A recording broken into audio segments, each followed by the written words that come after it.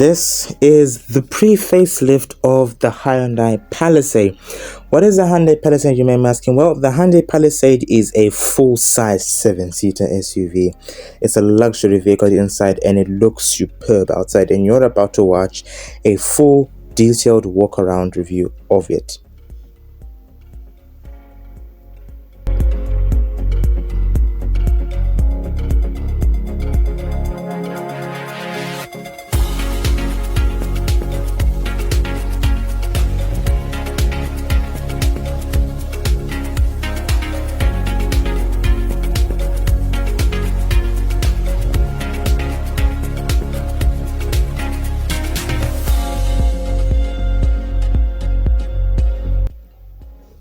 So let's chat about the exterior design of the Hyundai Palisade, because there is quite a lot to cover. As you can see, the actual general vehicle design of it's not imposing. It's not something that is in your face all the time. It's a really nice and elegant looking vehicle. I feel like Hyundai have paid really good attention to detail into designing this vehicle, because it's not like they just walked into a coffee break like, yeah, the boss wants a new car, and that was it. It was a complete mess. No, they really sat down and took time to really design this vehicle beautifully. And also, one thing I like about this vehicle is that the indicators look like they're part of the grille, but you notice that they're actually indicators once the indicators are on. It does play with my mind sometimes. The grille itself, it's like the Hyundai Tucson. So the grille has got these unique patterns that just form it, then you just disappear away into the lights and then out into who knows where, and it just continues going down and they get thinner and thinner. That's really nice. The indicator in the wing mirror, I feel like it looks all right.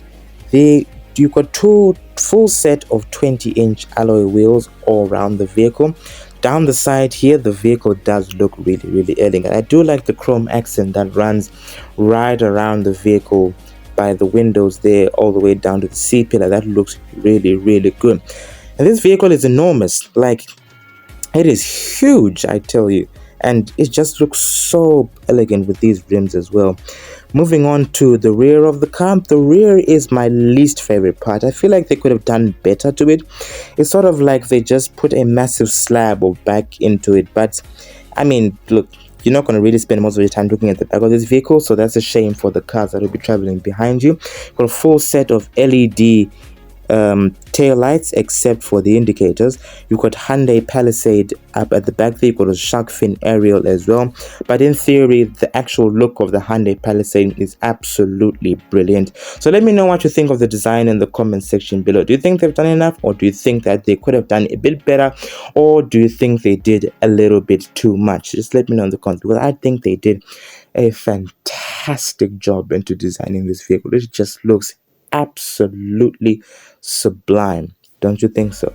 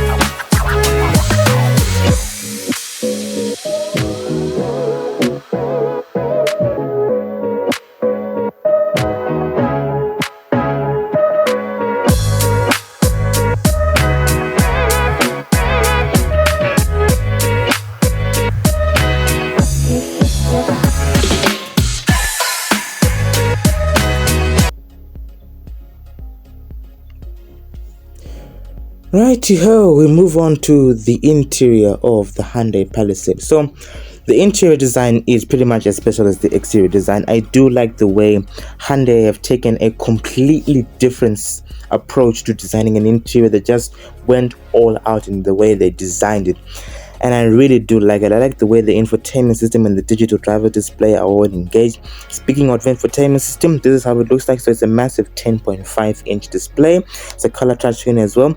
I really do like this Hyundai system. The Hyundai and Kia products, they are really intuitive. They're really easy to use, and you've got all the basic things you need. You have inbuilt satellite navigation. You also got smartphone connectivity in the form of Apple CarPlay if you use an iPhone, so your phone becomes the screen essentially, and you can do like your podcast, Spotify, take calls, send messages, etc, etc. However, if you then use an Android phone like myself, don't worry, you do have Android Auto.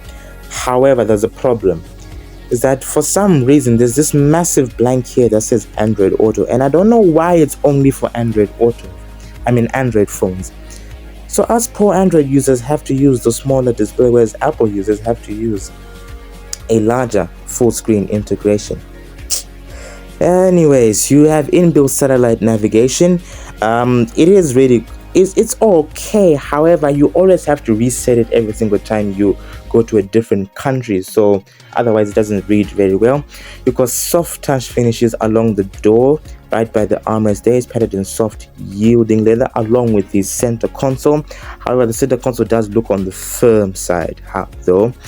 You have an Infinity 12 speaker sound system, and it is absolutely fantastic.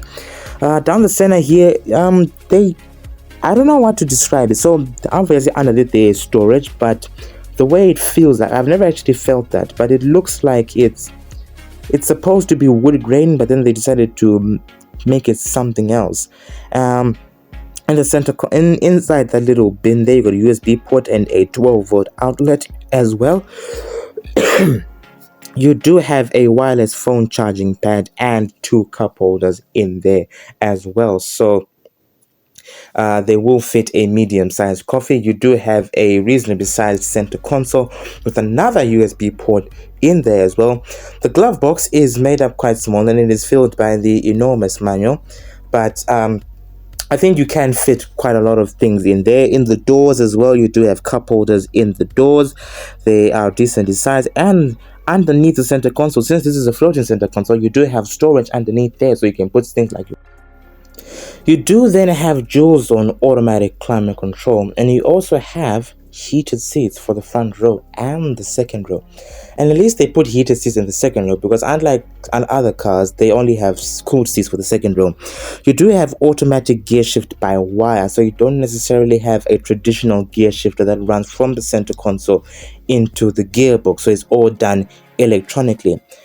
I really wonder how long that would last in future. Next to that, you have your drive mode rotary dial along with your auto hold function, so it means that at the traffic lights you can press that and release the brake so your car doesn't roll into oncoming traffic. The steering wheel design, I do like. It looks similar to the one on the Hyundai Tucson. However, this one has been tweaked a little bit, so that at the bottom there, the bottom spoke is now integrated into one giant unit. The 360 camera is excellent. It's one of the best ones you can actually find on these 7-seater SUVs, because it is absolutely clear. You get a clear bird's eye view and a full 360 view of the car, which makes parking this enormous thing very easy.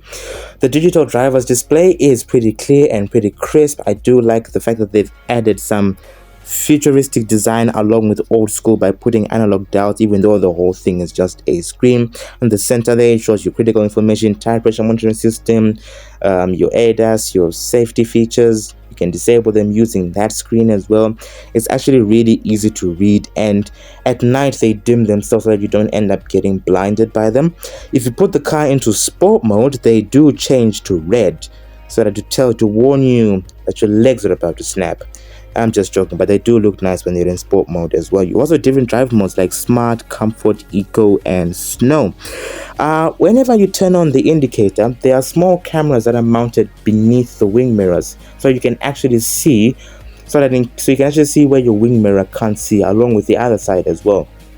So for example, if there's a massive truck that's changing lane from the other lane, for example, if you're on dual carriage that has 2 lanes, you will actually see far beyond what the wing mirror can actually see, which will prevent accidents, and it would really make sure that you actually do not hit any other vehicles, unlike other drivers here in Zimbabwe.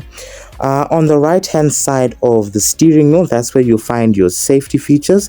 For example, your autonomous emergency braking functions and your autonomous steering functions, where you have lane keeping assistant and adaptive cruise control as well. You can all do that from the right hand side of the steering wheel.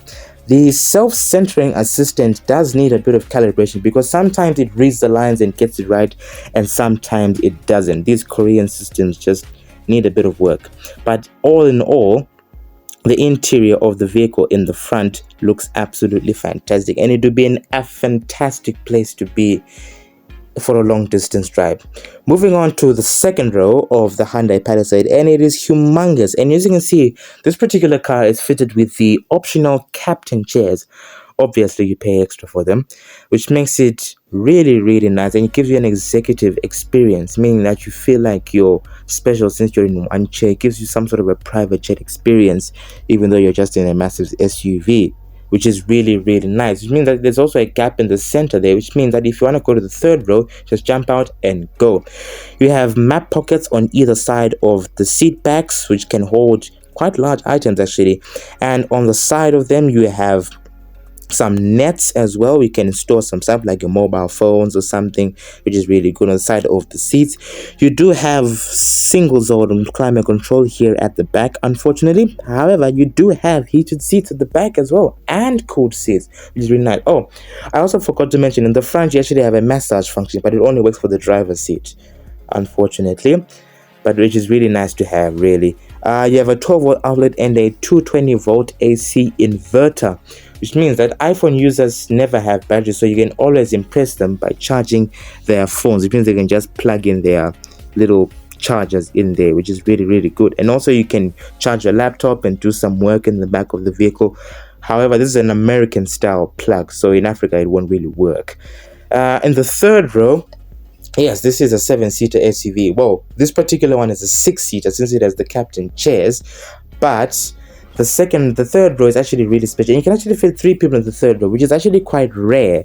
And the seats they look so good, to be honest. I think if you were to be sent into the third row as a kid, you wouldn't really be disappointed about not sitting in front, because you've got all the space in the world. This SUV is absolutely humongous. You have cup holders on either side here in the third row, and you also have ISOFIX child points, which is actually quite rare. Only the Audi Q7 is the one I know that has that. In the boot, this is how the boot looks like when you have the third row in place. You have a little bit over 340 liters, which is not a lot, so you can fit like decent sized carry-on luggage airplane style suitcases. However, you can then drop the third row, you can get over 1,450 liters of boot space, which is a humongous amount. You can always then drop the second row as well, which, if you want the ultimate load space, that expands the space to over 2,500 liters. But overall, the Hyundai Tucson is an absolutely fantastic vehicle. And pricing for this vehicle, when it was still the current model, it was cost $81,000. That is a lot of money, but for what you're getting, I think it's fantastic value for money. It's a brilliant SUV. It's luxurious, it's spacious, it's fuel economic with that 3-liter V6 diesel. Man, it just sounds so good, and also really good on fuel economy as well, and has decent power.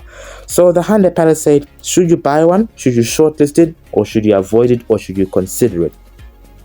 I think you should shortlist it, because there are other full-size 7-seater SUV that are actually better than this car. So I think you can shortlist it and just test drive all of them. Test drive like the Kia Telluride, the Toyota Sequoia, and the Highlander as well, I guess. But overall, the Hyundai Tucson is a fantastic vehicle, and I highly recommend that you consider getting this vehicle and just test drive it. And yeah, that is my full detailed review of the Hyundai Palisade. Make sure you like and subscribe, and thank you so much for watching. I'll see you on the next one.